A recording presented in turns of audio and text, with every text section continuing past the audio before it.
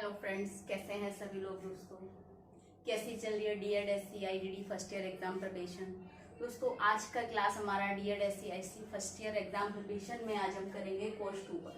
ठीक है, कोर्स 2 पे हम करने वाले हैं most important topic units for exam. ठीक है, उनसे रिलेटेड जो क्वेश्चंस हैं उस पर बात करेंगे। ठीक है, आज का क्लास 2 है, प्रिपरेशन का क्लास 2 है। ठीक, फर्स्ट हम कर चुके हैं, प्लेलिस्ट में सेव कर दिया गया है IDD first year exam preparation. आप देखिए, उसमें प्लेलिस्ट बना रखी है, आप उसका लास्ट क्लास देख सकते हैं। ठीक है, चलिए दोस्तों स्टार्ट करते हैं।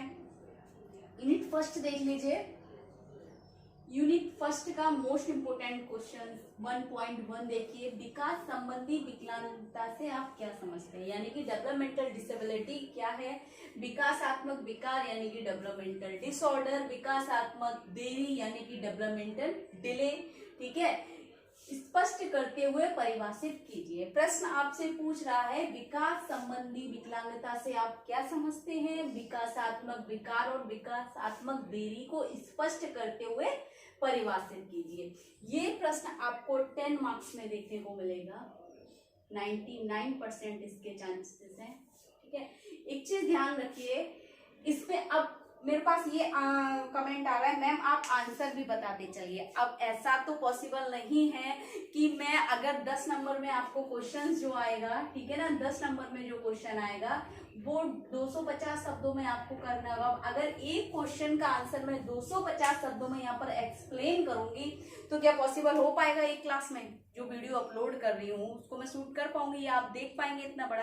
भाई मैं आपको केवल एक कॉन्सेप्ट क्लियर करा रही हूँ, एक मॉडल पेपर टाइप का करा रही हूँ कि आपके एग्जाम के लिए जो प्रिपेयर करना है वो कौन सा टॉपिक है। आपको पता होना चाहिए कि हमारे सिलेबस में से कौन सा टॉपिक आना है, किस टॉपिक को हम पढ़ें जो हमारी परीक्षा के लिए आएगा या परीक्षा के लिए इंपॉर्टेंट रहेगा। ठीक है, मैं उस चीज का क्लास कर रही हूँ। अब आप कहो कि मैं पूरा आंसर, तो आपने पूरा एक साल स्टडी किया है, क्या स्टडी किया है? ठीक है, लेकिन फिर भी मैं आपको ये बता सकती हूँ इतने टाइम में कि किस तरीके से हमने अपना आंसर देना होगा। ठीक है, 12th या किसी ने तो ग्रेजुएशन कर लिया होगा, ठीक है ना, डीएड करने से पहले ही या चल रहा होगा।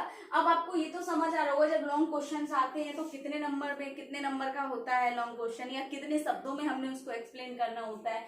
तो दोस्तों देखिए, ये सभी जानते हैं कि जो 10 नंबर का क्वेश्चन होगा 250 शब्दों में करना होगा, 5 नंबर का क्वेश्चन होगा वो 150 शब्दों में करना होगा। ठीक है ना, जितना लेंथ करेंगे उतने अच्छे मार्क्स लेंगे। लेकिन उसके लिए भी उसके अंदर आपको मार्क्स कैसे लेने हैं वो आपके ऊपर डिपेंड करता है। जैसे कि मैं आपको एग्जांपल बता रही हूँ, जैसे क्वेश्चन आपको ये आ गया, विकास संबंधी विकलांगता से आप क्या समझते हैं, विकासात्मक विकार और विकासात्मक देरी को स्पष्ट करते हुए परिभाषित कीजिए। इसमें आप क्या करेंगे, आंसर करेंगे। जितने हेडिंग्स आपके होते हैं ना आंसर में, उतने मार्क्स अच्छे मिलते हैं। पता है, एग्जामिनर जब कॉपी चेक करता है आपका वन वर्ड नहीं करता, या वन वर्ड आपको नहीं रीड करेगा। वो क्या करेगा, कॉन्सेप्ट देखेगा, आपका आंसर जो आपने डिफाइन किया है वहां पर किस तरीके से किया है, उसमें हेडिंग्स है कोई या हेडलाइंस है कोई।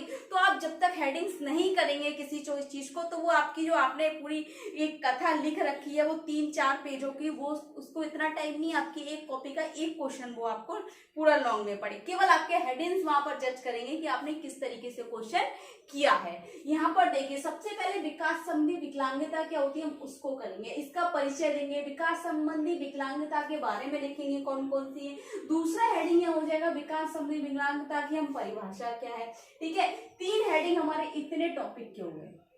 ठीक है, विकासात्मक विकार क्या है, चौथा हेडिंग हो गया। यहाँ पर विकासात्मक विकार कौन कौन से हैं वहां पर उदाहरण देंगे, 5वां हो गया उदाहरण सही। ठीक है, फिर आ गया विकासात्मक देरी, तो आप विकासात्मक डेवलपमेंटल डिले क्या है इसके बारे में लिखेंगे, इसकी परिचय हो गया। ठीक है, यानी कि 5 और 6 हो गया, परिभाषा इसकी देंगे।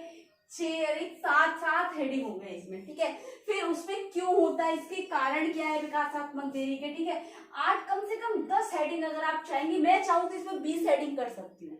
ठीक है ना, तो आपके हेडिंग्स के ऊपर डिपेंड करता है आपने आंसर किस तरीके से डिफाइन किया है, किस तरीके से किया है। ठीक है, तब आपके मार्क्स में अच्छे मिलते हैं। ठीक है, इस तरीके से आपको करना है। नेक्स्ट देखिए 1.2 विकासात्मक अक्षमता के लक्षण और जोखिम कारकों को लिखिए।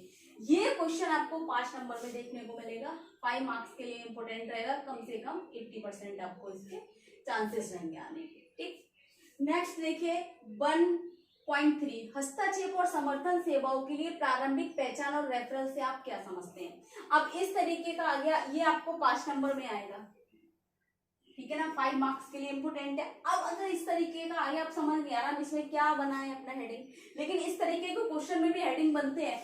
हस्तक्षेप और समर्थन सेवाओं के लिए प्रारंभिक पहचान, सबसे पहले आप हस्तक्षेप के बारे में बताएंगे, हस्तक्षेप क्या है, उससे संबंधित सेवाएं कौन कौन सी हैं, 2-3 हेडिंग तो यही हो गए, ठीक है।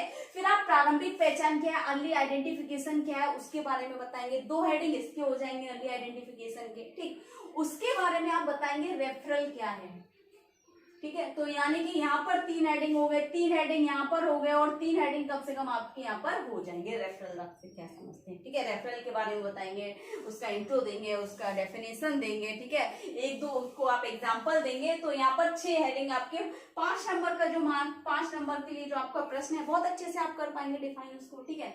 नेक्स्ट देखिए 1.4 विकासात्मक विकलांग बच्चों की शुरुआती पहचान और हस्तक्षेप के क्या लाभ है।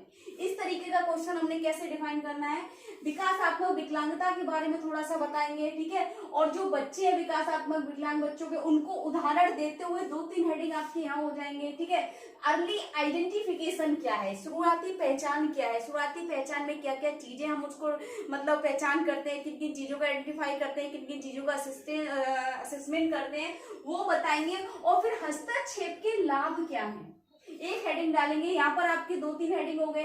फिर चौथा आपका यहाँ हो जाएगा हेडिंग शुरुआती पहचान और हस्तक्षेप, ठीक है, शुरुआती पहचान का हो गया चौथा। फिर पहचान और हस्तक्षेप के लाभ, 5वां आपका हेडिंग यहाँ हो जाएगा हस्तक्षेप के क्या लाभ है, ठीक है। यहाँ पर इस तरीके से आप 1 बाई जो उसके लाभ है इस तरीके से आप उसको डिफाइन कर सकते हैं। 5 नंबर के लिए आपका बहुत ही मस्त तो क्वेश्चन अगर करना चाहेंगे सबसे बेस्ट क्वेश्चन है 5 नंबर से। ये 2 आपको बताएं सबसे अच्छा इस तरीके से करेंगे, क्योंकि क्या होगा ना हर एक में आप ऐसे हेडिंग करेंगे ना तो उसमें समझ आता है कि बच्चे ने क्या डिफाइन किया है, ये स्टूडेंट क्या कहना चाह रहा है, इस तरीके से क्वेश्चन करने। नेक्स्ट देखिए 1.5 विकासात्मक विकलांग बच्चों के लिए शैक्षिक अवसर क्या है। 5 मार्क्स के लिए क्वेश्चन इंपोर्टेंट रहेगा, कम से कम 99% इसके चांसेस है, ठीक। यूनिट 2 पर आ जाइए फ्रेंड्स।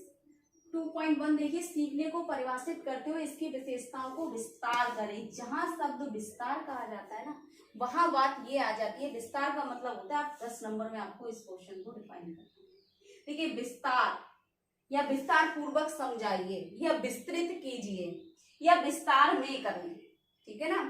तो वहां पर क्या हो जाता है कि आपको पूरा कम से कम 250 शब्दों में करना होता है, और ये प्रश्न आपको 250 है सीखने से संबंधित।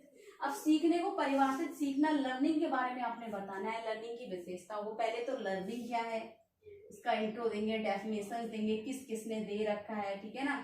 उसके बाद लर्निंग की विशेषताएं बहुत सारी हैं, हर एक विशेषता को हेडिंग करके, ठीक है ना, तो आप उसको एक्सप्लेन करें, ठीक है ना। लाइक इस तरीके से हमने एक हेडिंग डाला है यहाँ पर सीखने की विशेषता, ये हमारी सीखने की एक विशेषता है, उसके बाद इस तरीके से आप उसको डिफाइन करें, ठीक है ना। इस तरीके से हेडिंग बनाएंगे 10 नंबर के।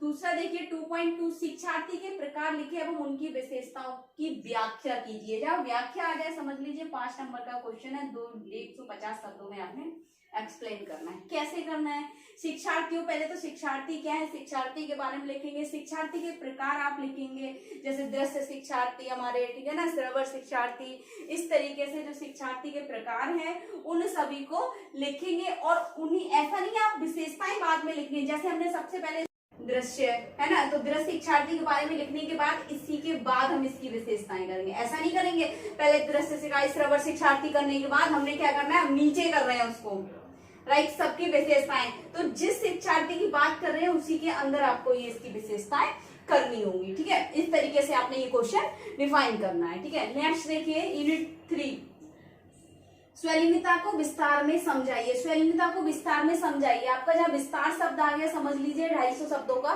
प्रश्न हो गया, 99% इसके चांसेस है 10 मार्क्स में। अब इसको हमने कैसे इसमें 10 नंबर में कैसे इसकी हमने करना होगा, किस तरीके से, विस्तार का मतलब क्या है, इसमें क्या क्या करना होगा। इसमें आपको करना होगा परिचय, परिभाषा, लक्षण, ठीक है, विशेषताएं, कारण, प्रबंधन, प्रकार, इस तरीके से बहुत सारे हेडिंग्स आप इसमें जिससे इससे रिलेटेड जो जो चीजें आप इसको कर सकते हैं। तो 10 नंबर में कितने हो गए हेडिंग से? 1 2 3 4 5 6 7 हेडिंग हो गए यहाँ पर। इस तरीके से आपने इसको 10 नंबर में डिफाइन करना है। नेक्स्ट देखिए दोस्तों 3.2 संयोजनता में संवेदी प्रसंस्करण की प्रक्रिया। प्रसंस्करण कहते हैं इंट्रीगेशन से, यानी कि सेंसरी इंट्रीगेशन को बताना है ऑटिज्म के, मतलब सेंसरी इंट्रीगेशन इन ऑटिज्म। तो इसमें क्या है, इसकी क्या प्रक्रिया है? तो 5 नंबर के लिए ये मोस्ट इंपोर्टेंट रहेगा आपका क्वेश्चन। ठीक, यूनिट 4 से देख लीजिए 4.1 बौद्धिक अक्षमता को विस्तार में समझाइए। विस्तार शब्द आगे ना सेम इसी की तरह करना है। ठीक है, बौद्धिक अक्षमता को विस्तार में कैसे करेंगे? आपका फिर से वही आपका रहेगा हेडिंग परिचय, परिभाषा, लेकिन यहाँ इतिहास बढ़ जाएगा, उसमें इतिहास नहीं पूछा गया है, यहाँ इतिहास पूछ लेगा आपसे बौद्धिक अक्षमता का। ठीक है ना, इतिहास, परिचय, परिभाषा, इतिहास, विशेषताएं, लक्षण, एक बढ़ जाएगा इसमें आपका हेडिंग वर्गीकरण। ठीक है, कारण, एक और बढ़ जाएगा बचाव, फिर आ जाएगा प्रबंधन। ये आपकी इसके इतने सारे हेडिंग आ जाएंगे। अब बात आती है ऑटिज्म ज्यादा मोस्ट इंपोर्टेंट है, ये आपका ये इंटेलेक्चुअल डिसेबिलिटी यानी कि आपका बौद्धिक अक्षमता। तो ऑटिज्म के 99% चांसेस है, और ऑटिज्म की अगर इसकी इंटेलेक्चुअल डिसेबिलिटी की बात करें बौद्धिक अक्षमता की 100%। ये आपको 10 नंबर में देखना ही देखना मिलेगा, देख लेना आप। ठीक, नेक्स्ट देखिए बौद्धिक अक्षमता का वर्गीकरण। तो बौद्धिक अक्षमता का वर्गीकरण है उसको बताना है आपको। ठीक है ना, बौद्धिक अक्षमता का जो वर्गीकरण आपने कैसे करना है, बौद्धिक अक्षमता के बारे में करना है। 5 नंबर का है, बौद्धिक अक्षमता के बारे में बताकर उसके जो वर्गीकरण किया गया है, मनोवैज्ञानिक और उसका शैक्षणिक और चिकित्सीय वर्गीकरण, ये 3 में किया गया, आप उसको अच्छे से डिफाइन कर सकते हैं। ठीक, नेक्स्ट देखिए आप यूनिट 5 देख लीजिए 5.1 विशिष्ट अधिगम अक्षमता की परिभाषा, अवधारणा, व्यापकता, ऐतिहासिक परिप्रेक्ष्य और प्रकार लिखिए। 10 मार्क्स के लिए मोस्ट इंपोर्टेंट रहेगा यूनिट 5 से। ठीक है, यहाँ व्यापकता उसका प्रेवलेंस पूछ लिया आपसे, विशिष्ट अक्षमता का यानी कि लर्निंग डिसेबिलिटी का। ठीक है, स्मृति देखिए मेमोरी आ जाएगा, मेमोरी 5 नंबर है, आपको प्रकार लिखने होंगे इसमें। ठीक, नेक्स्ट देखिए 5.3 पठन संबंधी विशेषताओं की व्याख्या कीजिए। जहां व्याख्या का शब्द आता है 5 नंबर में, यानी कि 5 नंबर के लिए मोस्ट इंपोर्टेंट है, 150 शब्दों में आपने ये करना है। पठन संबंधी विशेषताओं की व्याख्या यानी कि हर एक विशेषता को आपने उसमें एक्सप्लेन करना होगा। 5.4 देखिए लेखन संबंधी विशेषता, दोनों में से एक आएगा, या तो पठन संबंधी विशेषता पूछ लेगा आपको 5 नंबर में से, या लेखन संबंधी विशेषता आपसे पूछ लेगा। ठीक है, अब बात आती है कौन सा ज्यादा मोस्ट इंपोर्टेंट रहेगा और कौन सा किस तरीके से पूछेगा। देखिए यूनिट 1 से हम देखते हैं हेड कौन से सबसे ज्यादा है। एक तो आप यूनिट 1.1 हेड अंडरलाइन कर लीजिए 10 नंबर के लिए क्वेश्चन। ठीक है, और 10 नंबर के लिए आप कर लीजिए यूनिट 3 पर आ जाइए, ऑटिज्म 3.1 कर लीजिए अंडरलाइन।